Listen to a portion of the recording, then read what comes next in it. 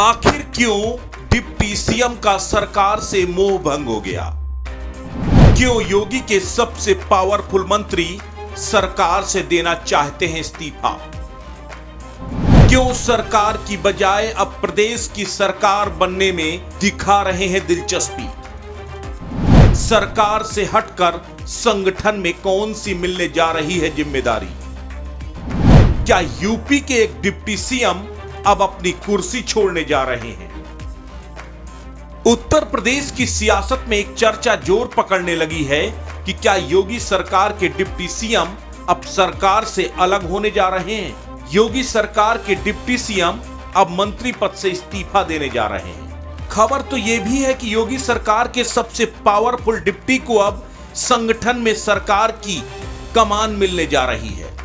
केंद्रीय आला कमान की तरफ से इसके संकेत सीएम योगी आदित्यनाथ और डिप्टी सीएम को दे दिए गए हैं। अब महज औपचारिक ऐलान बाकी है। उत्तर प्रदेश की सरकार में दो डिप्टी सीएम हैं, एक केशव प्रसाद मौर्य और दूसरे ब्रजेश पाठक।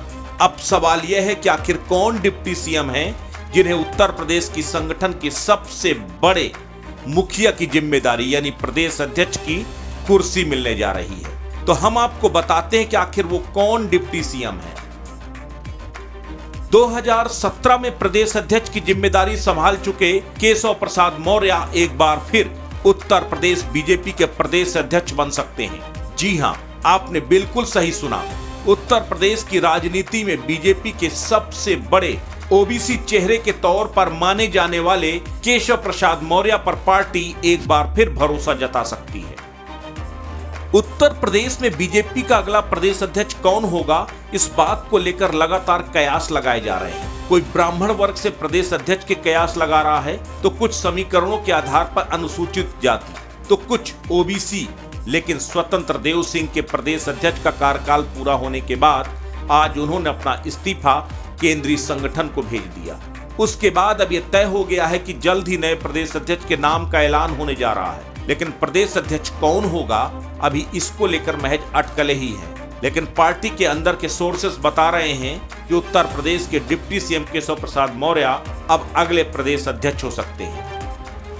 केशव मौर्य बीजेपी के बड़े ओबीसी चेहरा माने जाते हैं। केशव प्रसाद मौर्य 2017 में यूपी प्रदेश अध्यक्ष की जिम्मेदारी संभाल चुके हैं। उन्हीं के अध्यक्षीय कार्यकाल में बीजेपी ने प्रचंड जीत हासिल कर प्रदेश की सत्ता हासिल की थी। इसी को देखते हुए उन्हें सरकार में डिप्टी सीएम का पद उपहार में मिला था। एक बार फिर लोकसभा चुनाव से पहले बीजेपी को तलाश है एक ऐसे प्रदेश अध्यक्ष की जो 2024 में बीजेपी के मिशन को यूपी में कामयाब बना सके। यूं तो अभी प्रदेश अध्यक्ष के नाम का ऐलान नहीं हुआ है, लेकिन केशव प्रसाद मौर्य के प्रदेश अध्यक्ष बनने को लेकर कई समीकरण भी नजर आने लगे हैं। सिराथू से विधानसभा चुनाव हारने के बाद भी जिस तरह से केशव प्रसाद मौर्य को डिप्टी सीएम की कुर्सी दोबारा दी गई, उससे एक बात तो बिल्कुल तय है कि केंद्रीय नेतृत्व का केशव पर भरोसा अभी भी कायम है। दोबारा डिप्टी सीएम बनने के बाद केशव प्रसाद मौर्य का मंत्रालय बदल दिया गया। उन्हें पीडब्ल्यूडी से हटाकर ग्रामीण विकास मंत्रालय दे दिया गया। ऐसे में जानकार मानते हैं कि केशव प्रसाद मौर्य के मन का यह मंत्रालय नहीं है, जिससे वह सरकार के कामकाज में बहुत रुचि नहीं ले रहे। हाल के दिनों में केशव प्रसाद मौर्य ज्यादातर दिल्ली एनसीआर में ही देखे जा रहे हैं। इसके पीछे की वजह भी पार्टी के सूत्र मानते हैं कि केशव प्रसाद मौर्य केंद्रीय नेतृत्व के लगातार संपर्क में है। केंद्रीय नेतृत्व खासकर गृह मंत्री अमित शाह को उन्होंने अपनी इच्छा से अवगत करा दिया है। केंद्रीय आला कमान भी चाहता है इस बार कुछ अलग करते हुए लोकसभा चुनाव से पहले ओबीसी प्रदेश अध्यक्ष का चयन किया जाए, जिससे अनुसूचित जाति और पिछड़ा वर्ग के एक बड़े तबके को आकर्षित किया जा सकता है।